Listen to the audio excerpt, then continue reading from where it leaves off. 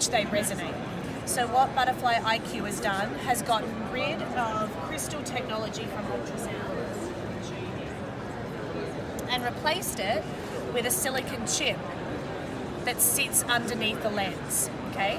What that does is gets rid of the two major limitations in ultrasound today. One is price. So producing chips is a lot cheaper to manufacture than growing crystals in the lab. Also, it allows us to be a lot more flexible with our imaging because by software, we're programming the way that the imaging is emulated. So we can do everything from curvilinear deep abdominal all the way to cardiac, phased array, high frame rate imaging, as well as vascular access. So I can show you the different types of applications.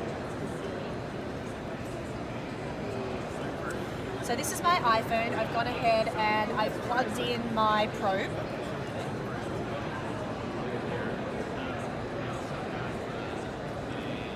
Great. I'm going to access the app from my iPhone. I've downloaded the app from the App Store. Okay. I go ahead and I select it, and this is the imaging interface here.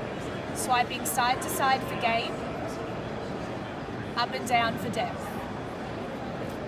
This is where I can select my preset depending on the type of examination I'm performing. So for instance, abdomen, I'll go ahead and I'll select abdomen.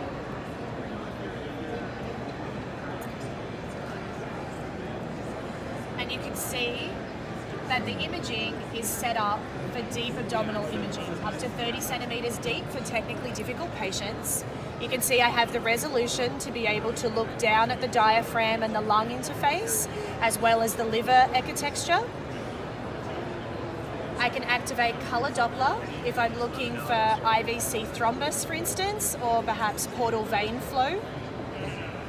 If I see something that I want to capture, I can capture a still image, or I can capture a movie of up to 60 seconds.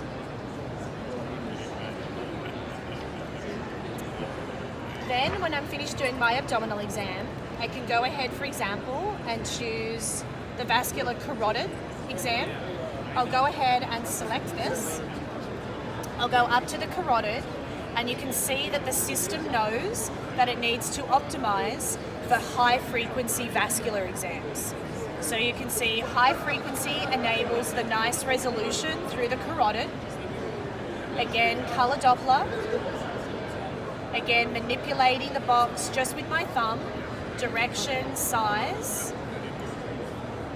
You can see the speed and the resolution of the color. It looks very pixely up here because of the screen. We leverage the resolution of the iPhone screen, so if you're interested in the resolution, make sure you come up nice and close and see. Again, taking a loop of this. What I can also do is go ahead and see stills in the past. So for instance, if I was scanning through the carotid here, I pressed freeze. What I can do is scroll through my previous frames to see one that I'm very happy with. I go ahead and I double click to magnify, select that frame, and then I can go ahead and label my image, and I can potentially measure the interval. Then, when I'm finished with my vascular imaging, if I wanted to do a bedside cardiac echo, I can go ahead and select cardiac. And the system knows to then iterate a phased array with high frame rates and the contrast resolution required for cardiac imaging. Again, with color, M mode also.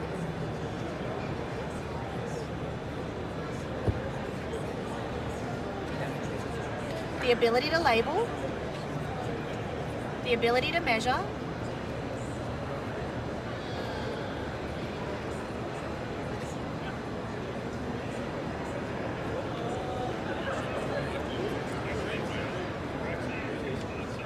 taking an image now. The other thing we're looking at doing is looking at tools with deep learning that will be helpful clinically. One thing we're looking at right now is auto ejection fraction. So you can see here in my tools menu, I go ahead and select which view that I want to perform. So in this instance, a parasternal long. We've taught the system what a good parasternal long looks like in green and what a bad parasternal long looks like in red. And you can use that quality indicator to go ahead and guide you in the collection of your image. When you're happy, you go ahead and select capture. The system captures a 3-second loop and calculates against our deep learning algorithms to be able to set an estimate of the auto ejection fraction. So it gives you an idea of the direction that we're headed in order to be able to leverage the processing power of chip technology instead of crystal to be able to give clinically diagnostic tools at the bedside. Sorry? Yeah, so this is a proof of concept right now. Okay. So you'll see when I go into that functionality, there's investigation only. So obviously we've got the algorithm to a point where we can create a number. It's currently in external validation now, which is why it's not released. So as you can see, it's important that we go and place it against patient populations with pathology, different size patients, to make sure that we make it accurate as well as reproducible.